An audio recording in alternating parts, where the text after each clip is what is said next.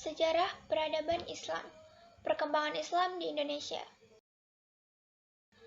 Animisme. Animisme adalah salah satu sistem kepercayaan primitif yang telah ada sejak zaman prasejarah. Kata animisme berasal dari bahasa Latin anima yang artinya nyawa, jiwa, atau roh. Animisme adalah kepercayaan bahwa semua yang bergerak dianggap hidup dan memiliki roh yang berwatak baik ataupun buruk. Penganut kepercayaan animisme percaya bahwa setiap benda atau kawasan di muka bumi mempunyai roh yang harus dihormati agar tidak mengganggu manusia. Selain itu, kepercayaan animisme juga mempercayai bahwa roh orang yang telah meninggal bisa masuk ke dalam tubuh hewan. Karena itu, animisme juga diartikan sebagai kepercayaan manusia terhadap roh leluhur. Selanjutnya, sejarah kemunculan animisme. Teori ini pertama kali dikemukakan oleh Abby Taylor, sarjana evolusionisme Inggris, yang mengatakan bahwa segala sesuatu yang ada di dunia ini semuanya bernyawa.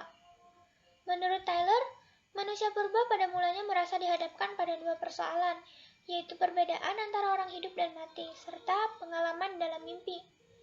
Masih menurut Taylor, peradaban dimulai dengan adanya pemikiran animisme, kemudian berkembang menjadi agama. Dengan demikian dapat dikatakan bahwa animisme merupakan cikal bakal lahirnya agama. Terdapat dua keyakinan pokok yang terkandung dalam teori animisme. Pertama, keyakinan adanya jiwa pada setiap makhluk hidup yang dapat terus berada, sekalipun makhluk tersebut sudah mati atau tubuhnya dibinasakan. Kedua, keyakinan adanya banyak roh yang berpangkat-pangkat, dengan para dewa sebagai puncaknya. Selanjutnya beberapa contoh animisme di masa sekarang. Seperti suku Dayak Ngaju di Kalimantan yang menganggap roh nenek moyang sebagai orang yang menjaga kelestarian kampung, sungai, dan sawah, sehingga dapat berfungsi sebagaimana mestinya. Lalu ada juga suku Toraja mempercayai bahwa roh nenek moyang adalah penjaga serta pelindung, sehingga tanpa restunya hidup akan mengalami musibah dan bencana. Masyarakat Jawa yang percaya tentang penghuni laut pantai selatan, yaitu Nyai Roro Kidul. Masyarakat setempat percaya Nyai Roro Kidul akan memberi sedekah laut agar terhindar dari mara bahaya. Selanjutnya ada juga kepercayaan mengenai kedatangan kupu-kupu yang diyakini bahwa hal itu pertanda akan kedatangan tamu.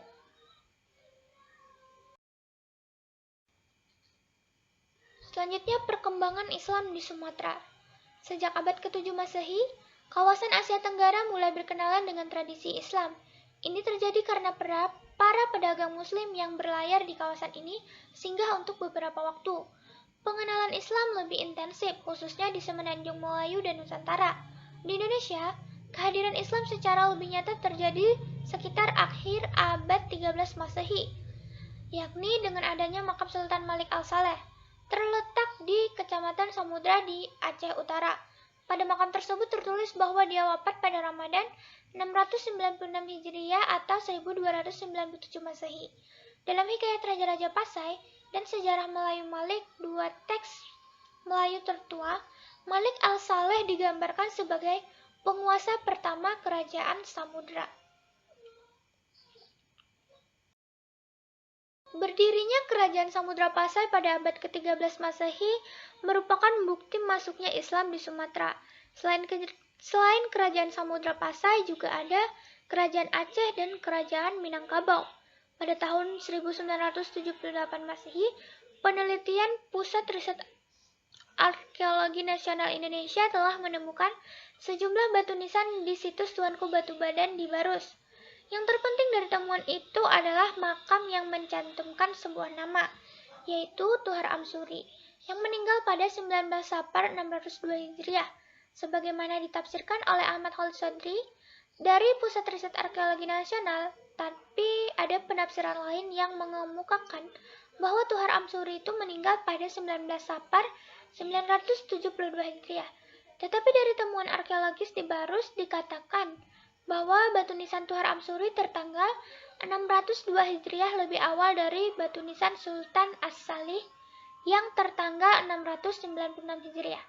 Ini berarti jauh sebelum kerajaan Samudra Pasai sudah ada masyarakat muslim yang tinggal di Barus, salah satu tempat di sekitar pantai barat Sumatera. Selanjutnya beberapa kerajaan Islam di Sumatera. Yang pertama ada kerajaan Samudra Pasai. Samudra Pasai ini muncul pada pertengahan abad ke-13. Kerajaan Islam pertama di Indonesia, letaknya di pesisir timur Laut Aceh yang sekarang merupakan Kabupaten Langsumawe dengan raja pertama Sultan Malik Al-Saleh. Lalu yang kedua ada kerajaan Aceh, yang mana Anas Mahmud berpendapat sebagaimana yang dikutip dalam buku Badriyatim bahwa kerajaan Aceh berdiri pada abad ke-15 di atas puing-puing kerajaan Lamuri oleh Muzaffar Shah pada tahun 1465 sampai 1497 Masehi. Dialah yang membangun kota Aceh Darussalam. Lalu yang ketiga ada kerajaan Minangkabau, yang disebut juga sebagai kerajaan Pagaruyung. Merupakan salah satu kerajaan Melayu yang pernah berdiri, meliputi Provinsi Sumatera Barat sekarang ini dan daerah-daerah di sekitarnya.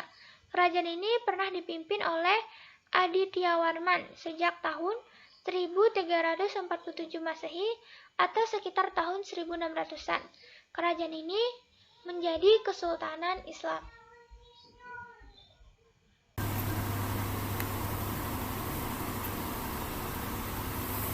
Selanjutnya akan saya jelaskan tentang Wali Songo. Wali berarti orang yang dapat dipercaya. Kemudian Songo artinya 9, sehingga dapat kita ketahui bahwa makna dari Wali Songo adalah 9 orang yang dipercaya. Wali Songo adalah tokoh Islam yang sangat dihormati di Indonesia, khususnya di Pulau Jawa, karena peran historis mereka dalam penyebaran agama Islam di Indonesia. Yang pertama akan dibahas mengenai Maulana Malik Ibrahim. Aktivitas pertama yang dilakukan ketika berdakwah adalah berdagang, yaitu dengan cara membuka warung. Jadi beliau melakukan dakwahnya dengan cara dagang. Di warung tersebut menyediakan kebutuhan pokok dengan harga yang murah. Selain itu, secara khusus Malik Ibrahim juga menyediakan diri untuk mengobati masyarakat secara gratis. Jadi cara beliau ini adalah dengan berdagang dan mengobati masyarakat secara gratis. Dan melalui hal tersebut, Maulana Malik Ibrahim ini dapat mengambil hati masyarakat yang terutama pada saat itu sedang mengalami krisis ekonomi dan perang. Selanjutnya Sunan Ampel. Di Ampel Denta yang berawal-awal, daerah yang dihadiahkan Raja Majapahit, Raden Rahmat membangun dan mengembangkan pondok pesantren. Jadi nama dari Sunan Ampel ini adalah Raden Rahmat. Beliau berdakwah dengan cara membangun pondok pesantren. Mula-mula ia merangkul masyarakat sekitarnya. Lalu pada abad ke-15, pesantren tersebut menjadi sentra pendidikan yang sangat berpengaruh di wilayah Nusantara, bahkan mancanegara. Selanjutnya ada Sunan Giri. Dalam keagamaan, ia dikenal karena pengetahuannya yang luas dalam ilmu fikih.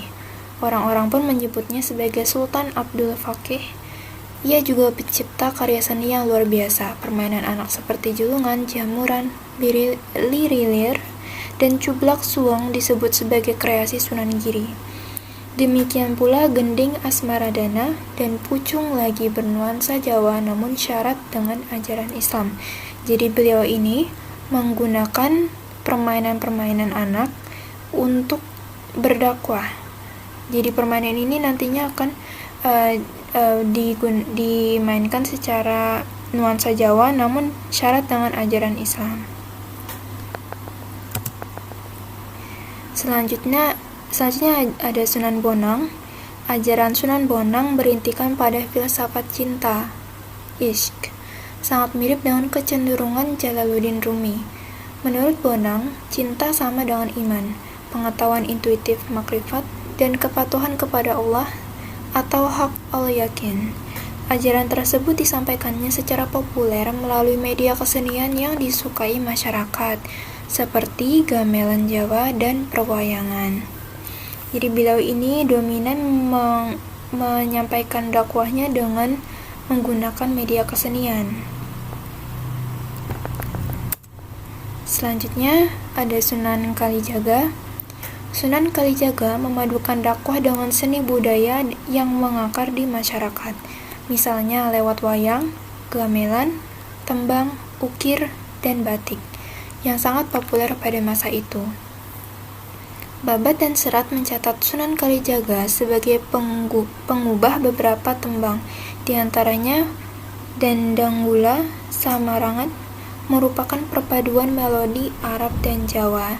Jadi mirip seperti yang sebelumnya bahwa Sunan Kalijaga juga menggunakan media kesenian untuk menyampaikan dakwahnya.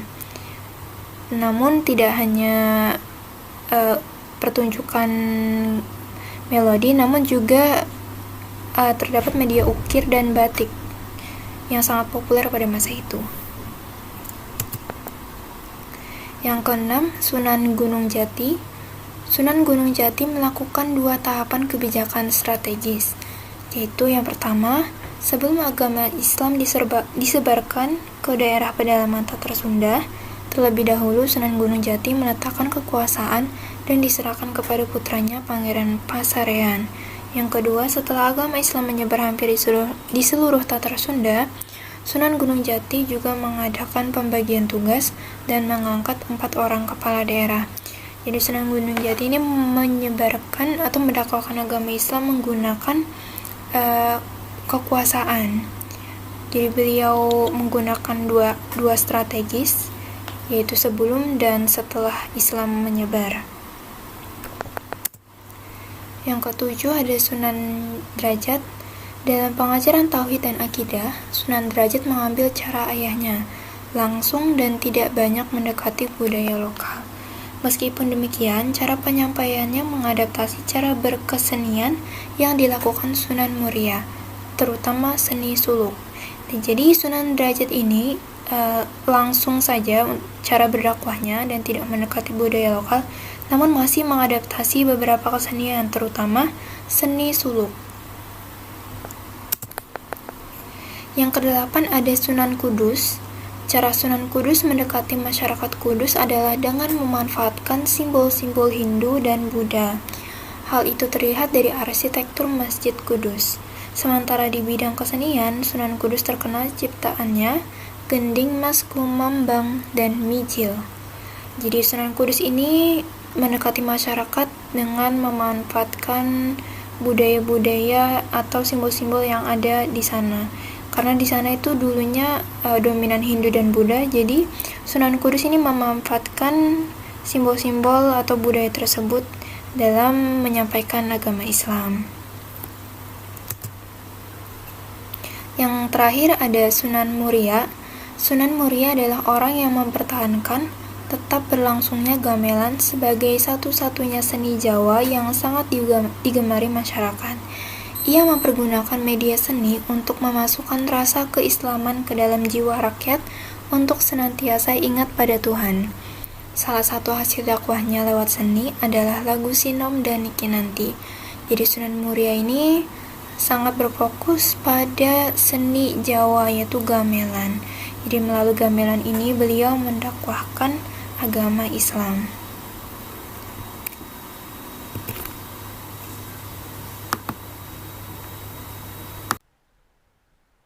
Baiklah, saya akan melanjutkan penjelasan dari materi sebelumnya. Di sini saya akan menjelaskan tentang perkembangan Islam di Indonesia. Yang pertama ada Kerajaan Demak. Demak adalah kesultanan atau kerajaan Islam pertama di Pulau Jawa. Kerajaan ini didirikan oleh Raden Patah pada tahun 1478 sampai 1518. Pada tahun 1478, Raden Patah adalah bangsawan kerajaan Majapahit yang menjabat sebagai Adipati Kadipaten Bintara atau Demak. Pamor kesultanan ini didapatkan dari Wali Sanga yang terdiri atas 9 orang ulama besar pendakwah Islam paling awal di Pulau Jawa. Cepatnya kota Demak berkembang menjadi pusat perniagaan dan lalu lintas serta pusat kegiatan pengislaman tidak lepas dari andil Masjid Agung Demak. Dari sinilah para wali dan raja dari Kesultanan Demak mengadakan perluasan kekuasaan yang dibarengi oleh kegiatan dakwah Islam ke seluruh Jawa. Yang kedua ada Kesultanan Pajang. Di akhir abad ke-16, pada masa pemerintahan Sultan Pajang, yaitu Jaka Tingkir, telah dibelah kembali oleh seorang panglima Pajang, Ki Gede Ngenes, yang kemudian populer dengan Ki Pemahanan dengan suatu misinya untuk memasukkan wilayah tersebut ke dalam pengaruh Islam di bawah panji Kerajaan Pajang. Nah, selama pemerintahan Jaka Tingkir, kesastraan dan kesenian keraton yang sudah maju peradabannya di Demak dan Jepara lambat laun dikenal di pedalaman Jawa Tengah. Berkat ajaran tokoh legendaris Syekh Siti Jenar, agama Islam ini juga tersebar di Penggeng. Yang ketiga ada Kesultanan Mataram. Nah, perkembangan kerajaan Mataram Islam ini sejak awal berdirinya dari kota gede sampai dengan masa menjelang keruntuhannya di Keraton, Pleret, telah mengalami pasang surut sesuai eranya masing-masing. Amangkurat I adalah Raja Mataram yang diangkat menjadi raja untuk menggantikan ayahnya, Sultan Agung, dan mendapat gelar Susuhan ing Alaga. Nah, ketika dinobatkan secara resmi pada tahun 1646, ia bergelar Kanjeng Susuhan Prabu Amangkurat Agung. Pada tahun 1647, ibu kota Mataram ini pindah dari Karta ke Pleret. Yang keempat ada Kesultanan Surakarta. Nah, Kesultanan Surakarta ini merupakan kelanjutan dari Kerajaan Mataram Islam. Nah, pada masanya, Mataram Islam ini merupakan salah satu kerajaan Islam terbesar di Pulau Jawa yang pusat kekuasaannya berada di Kartosoro. Nah, saat Mataram Islam ini mengalami keruntuhan, Kerajaan Mataram terbagi menjadi dua, yaitu Kesultanan Surakarta dan Yogyakarta. Dengan adanya perjanjian Giyanti, maka sejak saat itulah Kesultanan Surakarta dan Kesultanan Yogyakarta terpisah. Selanjutnya ada peran strategis Ormas Islam Muhammadiyah, NU, dan Persis. Sebelumnya saya akan menjelaskan tentang Ormas Islam. Ormas Islam adalah dapat diartikan sebagai organisasi berbasis massa yang disatukan oleh tujuan untuk memperjuangkan tegaknya agama Islam sesuai Al-Quran dan Sunnah, serta memajukan umat Islam dalam berbagai bidang, baik dalam bidang agama, pendidikan, sosial, maupun budaya. Nah, yang pertama itu ada organisasi Islam itu ada Muhammadiyah. Nah, sebagai sebuah organisasi yang berasaskan Islam, tujuan Muhammadiyah ini yang paling penting adalah untuk menyebarkan ajaran Islam, baik melalui pendidikan maupun kegiatan sosial lainnya. Selain untuk meluruskan keyakinan yang menyimpang serta menghapuskan perbuatan yang dianggap oleh Muhammadiyah sebagai bid'ah, organisasi ini juga memunculkan praktek-praktek ibadah yang hampir-hampir belum pernah dikenal sebelumnya oleh masyarakat, seperti sholat, hari raya di lapangan, mengkoordinir pembagian zakat, dan sebagainya. Yang kedua ada Nahdlatul Ulama atau NU.